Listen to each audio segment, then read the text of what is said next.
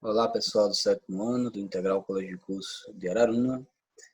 Vamos aí para mais uma aula de História, certo? Iniciando hoje um novo capítulo, uma nova unidade, que agora é Colonização Portuguesa na América. No outro capítulo, só recapitulando, a gente viu a colonização espanhola e inglesa, né? A questão das viagens espanholas, né?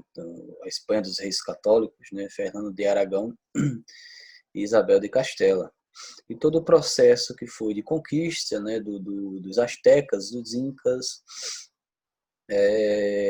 a dominação, né, a conquista do Francisco Pizarro e do Hernán Cortés, e depois o processo de colonização, né, que vai ter aí, no caso, toda a organização administrativa, a questão dos cabildos, Conselho das Índias, além dos seus funcionários, que eram os chapetones, que estavam, né, os vice-reis, chapetones, e os crioulos, que eram a elite mais local.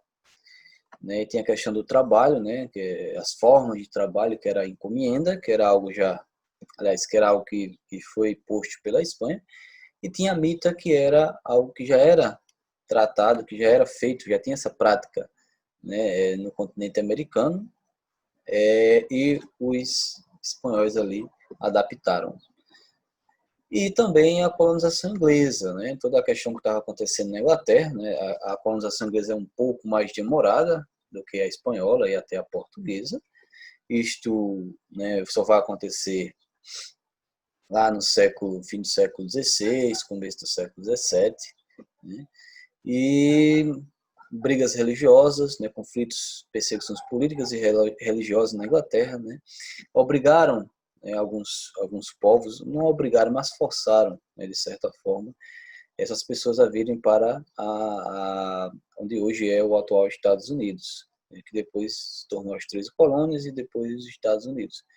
E foi uma colonização onde os colonos tinham mais é, liberdade, né, liberdade administrativa, tinha mais autonomia, podemos dizer assim. E essa colonização se caracteriza também, né, pela divisão, né, colônias do norte, colônias do sul. Colônias do sul, uma colonização mais agrária, né, com a questão do plantation, eu expliquei isso para vocês. E as colônias do norte, uma colonização mais, mais baseada mais na policultura, né, eram várias culturas, a questão da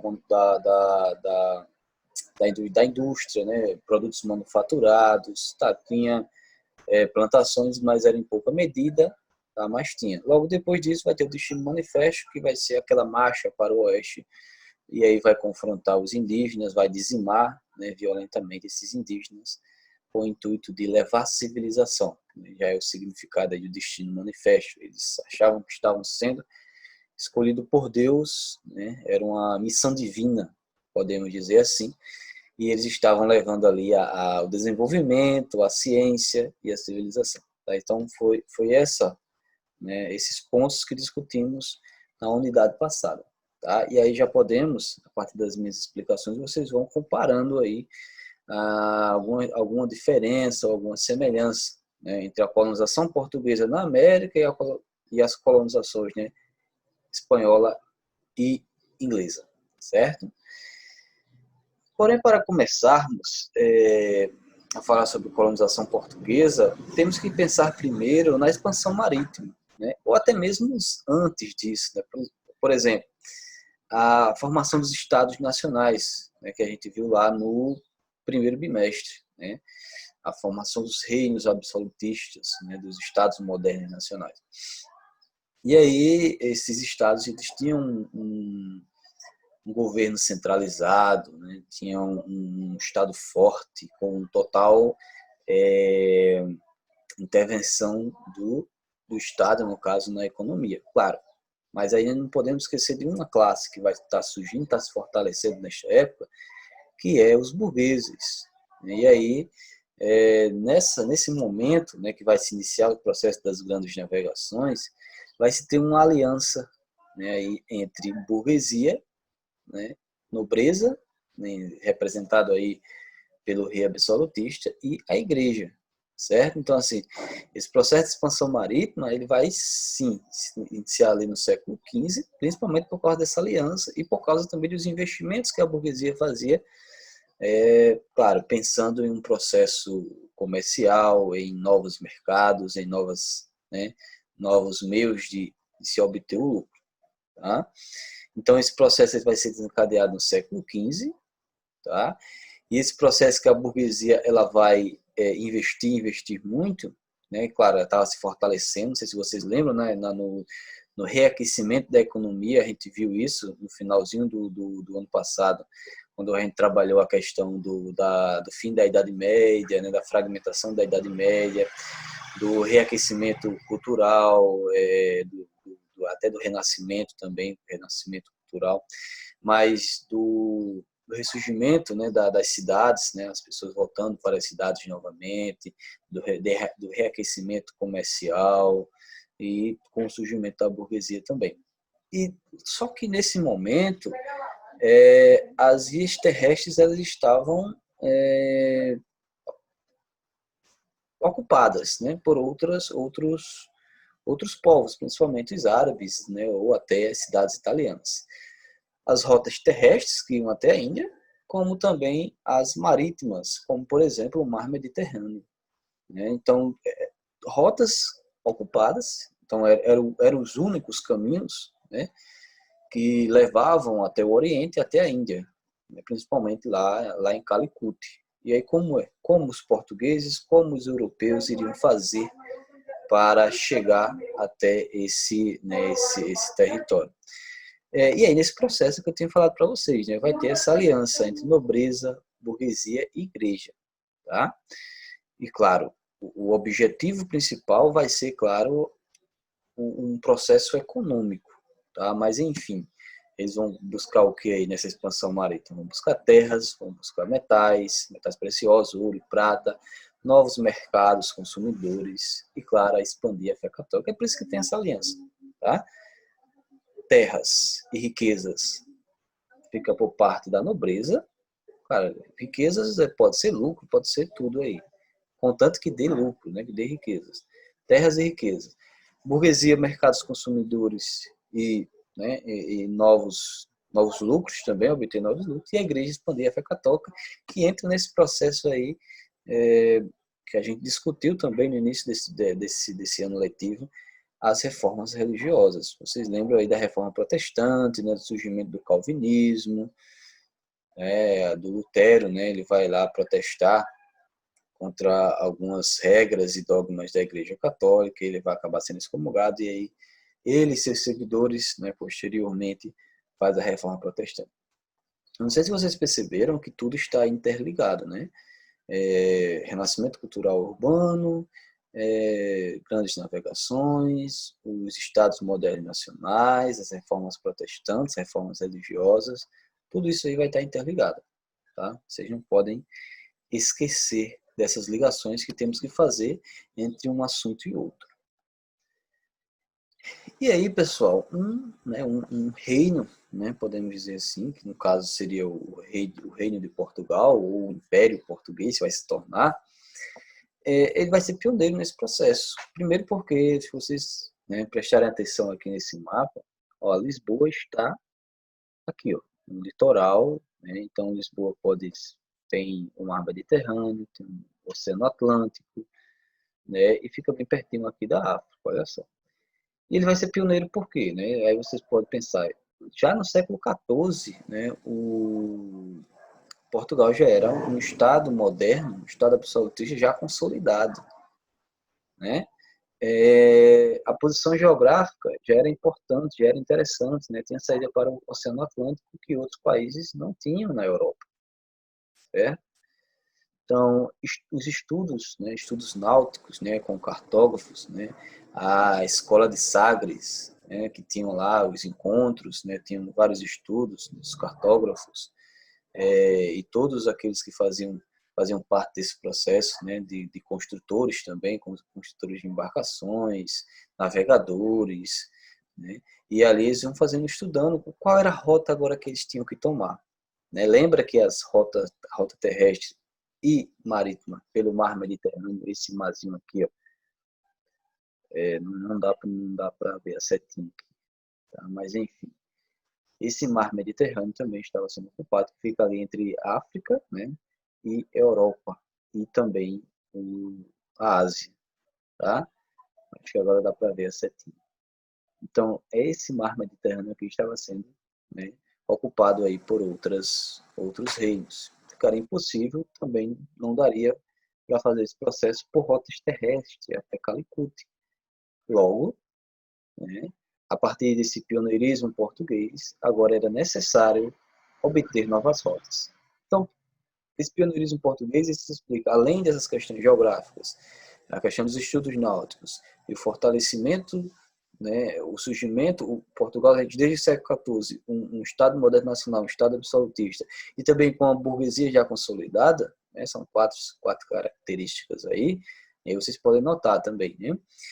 Posição geográfica importante, que dava saída para o Oceano Atlântico, vocês notem aí, tá? Já era um Estado moderno nacional, né, um Estado absolutista desde o século XIV, tá? Estudos náuticos, né, a partir da escola de Sagre, e burguesia consolidada, tem uma burguesia forte. Então, são 4 características aí.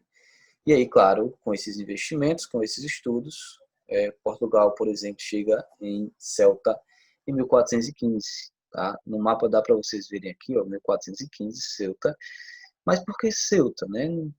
Porque, por exemplo, ele conquistando Ceuta, que estava sob o domínio dos mouros, abria as portas para a África, né? Para o restante da África. E aí depois chega Açores, Ilha da Madeira, né? Ilhas Canárias, chega em Cabo Verde em 1444, tá? E depois, né, ele contorna o Cabo da Boa Esperança lá no finalzinho do continente africano. Olha só, 1487 para 1488. Tá? E claro, o Bartolomeu Dias chega, né, ele atravessa, que é o Cabo das Tormentas, né, onde encontra diversas correntes marítimas, e aí é bem difícil, né, e aí ele tem que contornar, né, não passar tão perto da costa sul-africana, passar um pouco mais, né, contornar mesmo. E aí o que é que acontece aqui, né? Ele chega até o Oceano Índico, né, em alguns lugares aqui, mas só em 1498 Portugal chega às Índias, né, lá em Calicut, e em 1500 chega no Brasil. Olha só, então desde o comecinho do século XV que Portugal já era pioneiro, claro. Os espanhóis vão chegar em 1492 à América, por quê? Porque além das rotas terrestres e a costa africana estarem sob domínio de outros países, né, Portugal, italianos, Mar Mediterrâneo, árabes também, e também as rotas terrestres, a Espanha, né, dos reis católicos, deveriam aí tomar outros rumos, e é o que eles fazem, né, a partir do navegador genovês, o Cristóvão Colombo, chegando à América em 1492. E aí, quando os espanhóis chegam à América, você pode perguntar, professor, por que Portugal não chega primeiro à América, né? Porque como ele era o grande império da época, né? Porque Portugal estava interessado em, principalmente com esse comércio do Oriente, né? Eles ganhavam muito dinheiro, né? As especiarias eram raríssimas, eram preciosas demais e geravam muito lucro. Então Portugal não estava interessado em descobrir, né, outras terras, estava interessado em manter aquele comércio. Tá? Mas mesmo assim, com o descobrimento, né, podemos dizer assim, do ponto de vista europeu, tá, pessoal? Do ponto de vista europeu, podemos pensar aí que foi um descobrimento, sim. Claro, do ponto de vista do nativo, podemos pensar que eles foram aí conquistados, né, pelos europeus. E aí, mesmo os espanhóis chegando primeiro, olha só, vai ter acordos para a divisão dessas novas terras. Né? Os espanhóis, como vocês estão vendo, vão chegar aqui, ó, na América Central, né, onde hoje é mais ou menos a Guatemala, o Haiti, acho que é isso. É a República Dominicana, se não me engano. Tá? E aí chegam aqui na América Central, tá? E mesmo sem saber se tem terras ao norte ou ao sul, sem saber, né, entre aspas, eles começam a fazer os acordos, né, a partir da intermediação da Igreja Católica, né, com o Papa Alexandre VI.